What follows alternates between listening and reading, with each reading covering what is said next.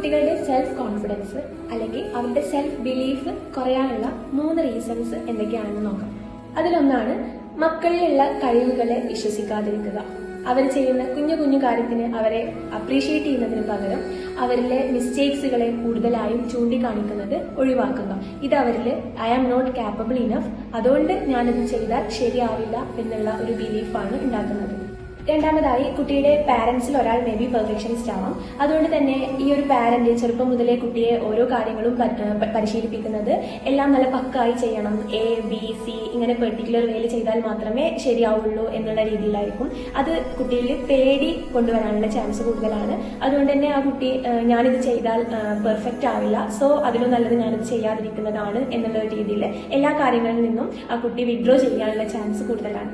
മൂന്നാമതായി, നമ്മുടെ മക്കളെ മറ്റുള്ളവരുമായിട്ട് കമ്പയർ ചെയ്യുന്നത് സ്റ്റോപ്പ് ചെയ്യുക. അവരെ പോലെ ആവാൻ നോക്കിക്കൂടെ, അവരുടെ സെയിം ഏജ് അല്ലേ നിനക്കുള്ളത്, എന്നിട്ട് എന്താ ഇങ്ങനെ, അത്തരത്തിലുള്ള ക്വസ്റ്റ്യൻസ് ഒഴിവാക്കുക. ഇത് അവരിൽ ഞാൻ എന്തൊക്കെ ചെയ്താലും എത്രയൊക്കെ എഫേർട്ട് എടുത്തു കഴിഞ്ഞാലും ആ പറയുന്ന എപ്പോഴും പാരന്റ്സ് കാണിക്കുന്ന ആ ഒരു പെർട്ടിക്കുലർ പേഴ്സണിന്റെ അവിടേക്ക് എത്തില്ല, അതുകൊണ്ട് ഞാൻ അതൊന്നും ചെയ്യാതിരിക്കുന്നതാണ് നല്ലത് എന്നുള്ള ബിലീഫാണ് ആ കുട്ടി ചെറുപ്പം മുതലേ ക്രിയേറ്റ് ചെയ്ത് വരുന്നത്.